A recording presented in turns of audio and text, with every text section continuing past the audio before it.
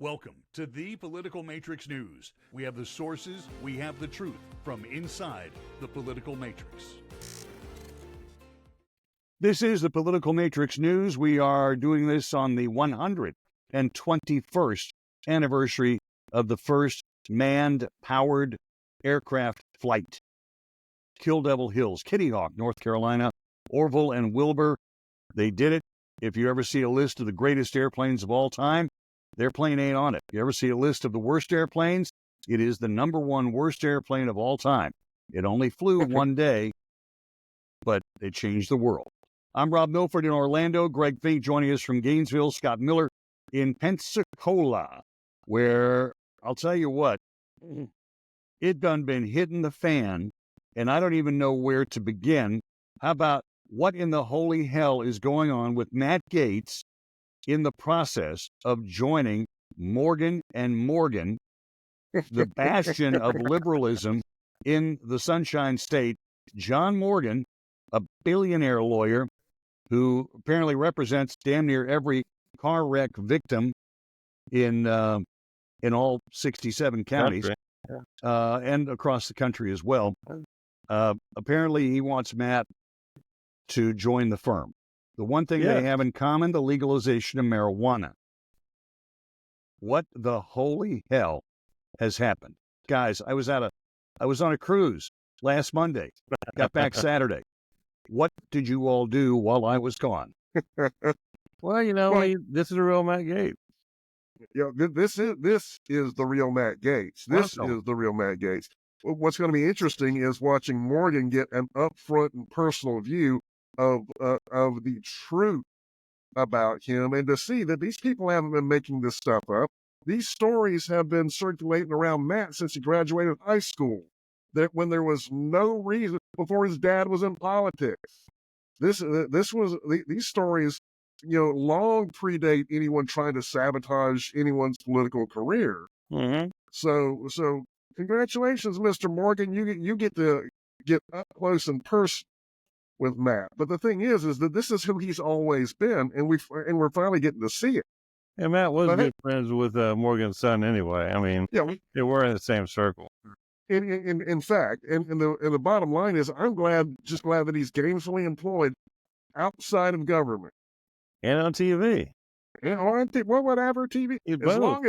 As long as he's not in charge of several thousand armed federal agents, then I'm good. Exactly. He's on One American News now. He's a lawyer for a law firm, a really big, progressive, entertaining law firm that really handles mainly accidents. I mean, that's mainly all they handle. And so, well, I hope they don't expect him to actually practice law. He's never done it before. Not to that level.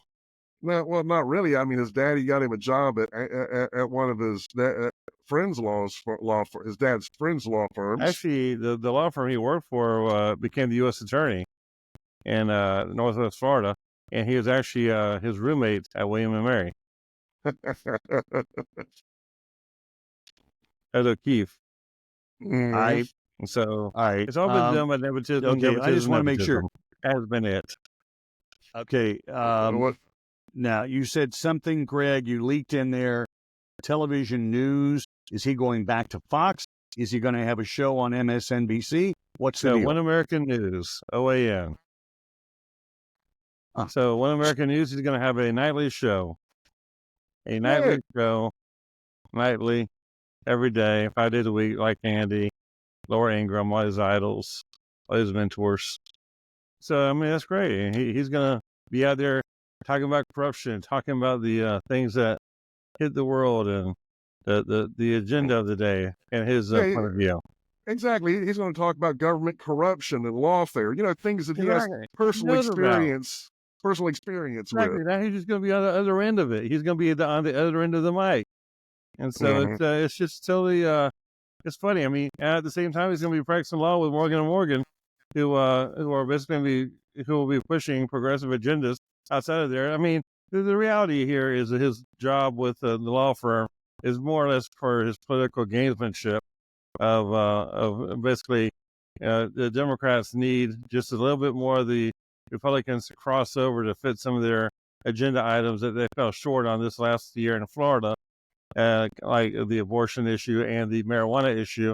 And basically, they need a conservative, a firebrand rather, from the Republican side to go ahead and bring some of the votes on over and cross over a little bit. And so I think it's more of a strategic move politically, as well as I don't think they're going to be using him for his legal expertise at all, although he is a smart lawyer with the writing of the law because he knows how to write the law very well, and he's actually a very intelligent guy.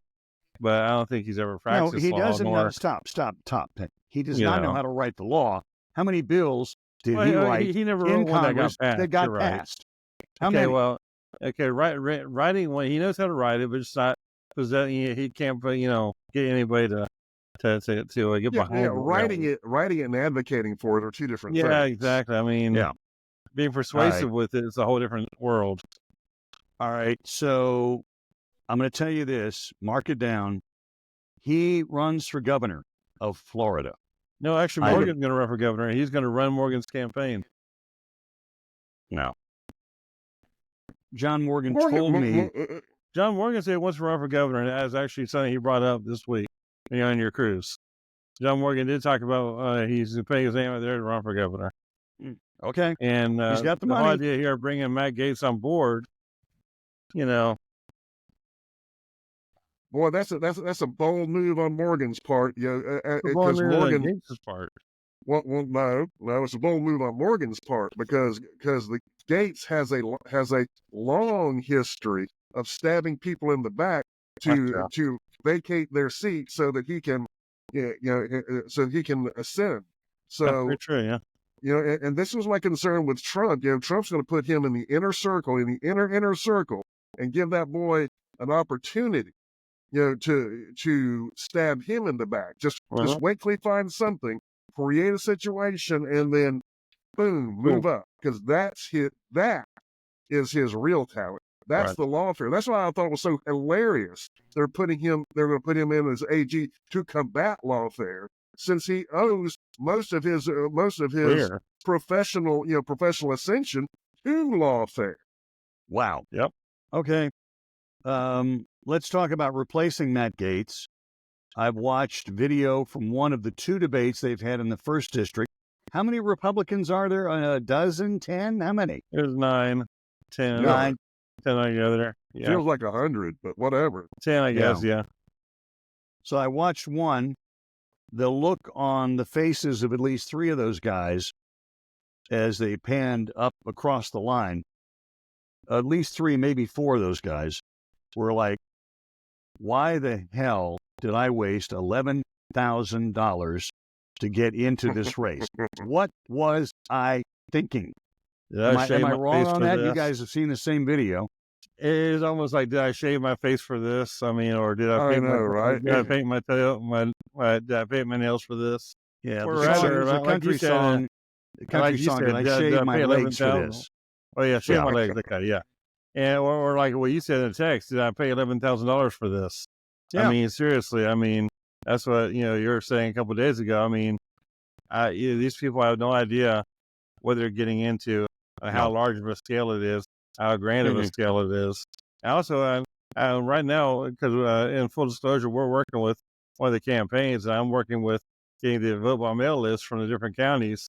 They're so behind the 8 ball on it because it happens so quick. I mean, the numbers are very, very small right now. And it also might go. It might what numbers are you? Whoa! What numbers are you talking about that are small? Vote by mail numbers. Your vote by mail. You have to request a ballot to vote by mail for the special election. You're not automatically. Yeah, they got rid of that a couple of years ago. Okay, 30 days advance. 30 days. It's got to be in 30 days before the vote. Mm-hmm. Yeah. Okay. Yeah, they have to request the vote by mail, but they can request it all the way up until 3 days before the election. Oh, 3 days. Okay. And so they request it all the way up until then, but they started doing it now.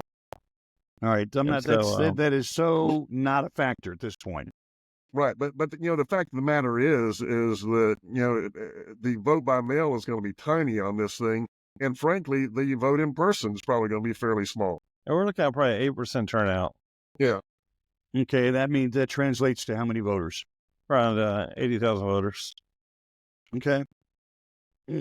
Divided by 9 candidates. But divided by 10 people, yes. So 10. Who's 10? You said there were Well, 9. it's 8 because there's a primary and there's a general. Oh, we have 10. Right. No, we have 10 in the primary. We have 8. You said we had 8 Republicans or not? Well, 8 that showed up to the events. Oh, right. There are So 10 one in the did. primary. Yes, you're right. Yeah, one guy, Patronus, was on the phone for the very first 5 minutes. All right. And So somebody else did not show up. okay.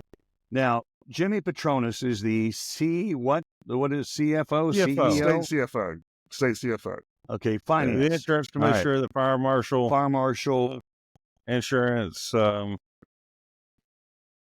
he's got other Trump's thing. backing. Yeah, Yes, he okay. does. All right. Well, the problem is, and look, personally, I love Jimmy Patronus. Yeah, But he's he done, does he's not done live some in the very district. solid things. He does not. No, he doesn't. I never heard the guy's name until he ran for office. Right. Well, I mean, we know him. Like I said, he's done some wonderful things personally for our family that had nothing to do with his office. I mean, when some family members died, and he took a personal interest in helping with that, and so I think he's a good person. But I'm going to tell you from what I saw of that event, he's going to struggle as a candidate because in his whole history, he's never really had a really challenging campaign like this one's going to be. So and there's one, and I mean we happen to represent the guy, but I mean he's there's one candidate in that whole group that really kind of stands out among all of them, and it ain't Jimmy Patronus. And like I said, I like Jimmy Patronus, but our guy is I think going to be a really tough guy to contend with. Right. And his name is Greg Merck, by the way. Okay, well, yeah, starting out for this race here to replace Matt Gaetz, the first guy we have is the one that, the president endorsed, who seems to be the state leader, CFO Jimmy Patronus. Then we have the other guy, Aaron Demick, who ran against Matt Gaetz in the last cycle. Who's And he was sponsored by former Speaker of the House, Greg McCarthy. But he's running away from that. And so that's very interesting that he's actually denying being sponsored or supported by him. So there's money left over? Well, it didn't do him any good. Yes. And McCarthy's not going to give him any more money. So then we have Greg Burke, who we all both know very well and everything. And then he's a former military guy, Army, Air Force, and Navy, and also a financial planner. Then we have another financial guy named Jeff Peacock, and he has worked in several campaigns around the country, but he came back here. And I actually knew Jeff Peacock from 20 years ago, from the local Republican Party. And we had not seen him in a long time until he decided to run for this. And he just pops up. And then we have Gene Valentino, who he's a former employer of mine, and we're a former client of Scott and mine, and Rob as well. And he's a good friend in the past and everything. And currently, he's a good guy. And a former county commissioner. And a former county commissioner of Escambia County. And he had a company that went from a very small collections company called Collector Solutions, and he merged it with JetPay and NCR. And so he's also running. And it's a credit card processing company, not a collections company. Oh, so I apologize. Credit card processing company. And then we also have a new guy who's a lawyer who went to Harvard and Yale. Matthew, I forgot his name. Matthew Pierce. No, shoot, I gotta look his name up. Maybe he was a classmate of Pete Hegseth. No, he's 27 years old. Okay, scratch that. All right, so a couple of things. I watched the video, and until right now, as we're doing this, I was not aware that you guys were in the employ of Greg Merck. I've had zero to do with it, okay? Just to set the record straight. Okay. And I've known Greg for 6 years now, 7 years, and I helped him on his first campaign in 2018 for the State House District 2. Never run before for anything. class president, nothing.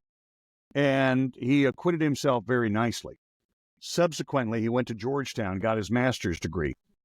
He freaking knocked it out of the park. He did. I mean, it was like batting practice, and he's using a fungo. Boom, boom, boom, constantly. And everybody else is sitting there, honest to God, with a dumb look on their face. And then a younger, I'm assuming maybe Harvard Yale boy, younger blonde, as you said, 27, and he's sitting, years old, yeah. He's sitting at the other end next to Gene Valentino. And they asked this question about cyber security, cyber currency. And he goes, well, yeah, that's the future. That's the way it's going to be. And Valentino, it gets to him. He stands up and he said, I know all about this. I wrote the freaking protocols. I wrote the Greg, what did you help him write? Come on, get with it. He wrote most of the policies and procedures for the cybersecurity and PCI certification. Oh, yeah. And code. And actually, Scott was actually a part of that as well. Well, no, Gene didn't write any code. Gene didn't have the ability to write code. Gene has the ability to write policies, which is not a small thing. But I hope he's not representing himself as some kind of code writer, because I do write code, and Gene, game recognizes game, and Gene ain't got any kind of that kind of game. Right. He's a very intelligent businessman, but he's not a coder. It is. And when he stands up and he slam dunks this kid and everybody, it's like, hey, I started this company, sold it for $300 million. I know all about this cyber stuff. And I'm like, yeah. Yeah, the kid's name is Michael Dillon Thompson, which actually sounds like a movie star. And It so, does. I mean, he has this here, Michael Dillon Thompson. He's actually the only one who actually got a petition card signed for the race. Mm-hmm. And so, I mean, he got petition cards. He got 1,500 of them done in right around, 10 days. And so he did all that. And he went to Harvard and Yale. He's 27 years old. And I think he's going to be somebody definitely to look at for the future. And he has a pretty good solid head on his shoulders. We also have the state rep, Joel Rudman, who's a doctor, who is the current state rep of District 3 in Florida as a Florida state rep. Fort Walton. That's it's Navarre and Gulf Breeze. Santa Rosa County South. No, it's Santa Rosa. It's all of Santa Rosa County except for the south part below Highway 98, and then part of the north part of Okaloosa County that includes the more rural areas of Baker, and I think maybe even Paxton or something like that. Right, I think that area up there. Now, wait a minute, that's Scott's backyard. So, Yeah, then we have John Mills, who's another military guy. Yeah. And a perpetual candidate. Everybody's got to have a hobby, okay? I guess. Yes. Yeah. Then we have Kevin Gaffney, who's also another school teacher, and he's a Christian school teacher out there on Fort Walton Beach. Yeah. In that area, and that seems to be all the Republicans here that are currently running that are qualified. And so, I mean, and I know at least all of them, but 3. And Greg Merck by far is the one who impresses me the most as far as the guy who's going to know the issues and who's going to go to fight for everybody. He's a very solid conservative.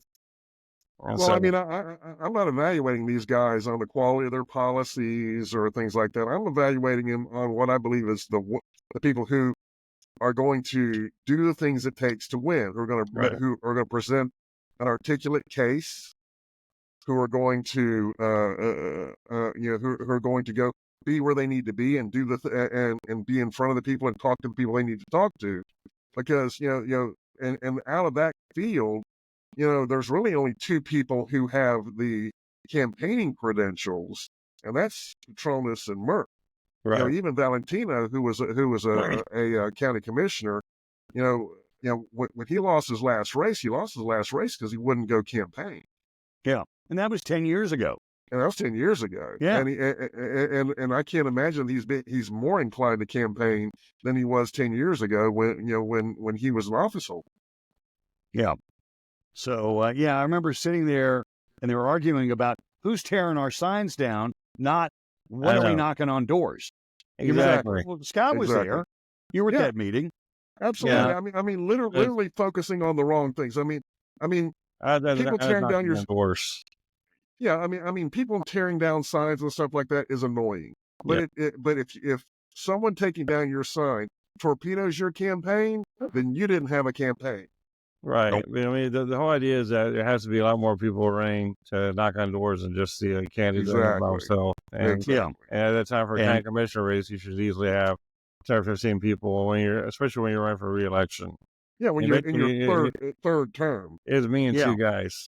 Yeah. And so you got State Rep District 3, Merck Valentino, that actually have serious campaigning credentials. Mills. Merck and Petronas. And Petronas, but the District 3 guy just got elected, right? He Second got elected, time against Maria Calkins, which is not really saying much. He didn't. Next time. Yeah. Joe Rudman was running against a Russian in one of the most conservative districts in the state. A Russian national whose campaign signs didn't even say what she was running for. And I don't mean like, way back when she was a child, she moved here. You have to struggle to understand her accent. She's Russian. Ow. Well, we also got a video of her and her husband saluting and singing to the Russian national anthem and saying how in Moscow. In Moscow. And, and her husband actually lost the election for his re-election this year as well. So the entire family is pretty much. Yeah, they're pretty much toast. And the bottom line is that they're Joel didn't really the campaign that he ran against those guys. It would have been more embarrassing for him to lose. Yeah. Mm-hmm. So he ran essentially unopposed this time. So it's not like he's got a giant campaign war chest to begin with or any sort of thing. Yep. All right. In the next segment, guys, I got to tell you, I got nailed when I was on the cruise last week. Acid reflux. I am struggling to put 4 words together, honestly. And I'm going to have to bow out because it's starting to hurt just with these 27 minutes. But we will talk about the Biden pardons. How many thousand? Joe Biden, there's clemencies, 1,500 of those. Then there's pardons on top of that. And Joe Biden is on track to do more pardons than Reagan, Bush, Clinton, Bush, Obama, Trump. I want you to think about that. 40 years of presidencies. 40 years. And Joe Biden will top all of them combined. Mm-hmm. And the question really is he going to give himself a pardon? He's going to pardon his family, his brother Jim, everybody else in the Biden family cartel, Tony Fauci, what? Liz Cheney, what? And a long list, including the Attorney General, who probably perjured himself in front of Congress. Now, I love the fact that once you get a presidential pardon, this is one of those little cute things. Once you get that pardon, you are compelled to testify in front of Congress. You are immune. You don't have a Fifth Amendment right. You got to let it all out. And I would love to hear what some of these people are going to say. But mostly right now, I am pissed off at the Congress of the United States for not airing their dirty laundry about Matt Gaetz. They voted. The report is locked up. Will it see the light of day? I sure as hell hope so. I really do. On behalf of the Political Matrix News, Rob Milford in Orlando, Greg Fink in Gainesville, where he's looking at gators pretty much every day. And then Scott Miller, building affordable housing. I'll get it right. What's the difference between affordable and Section 8? Scott will explain that to us one day, I hope. And we'll see you next time on the Political Matrix News.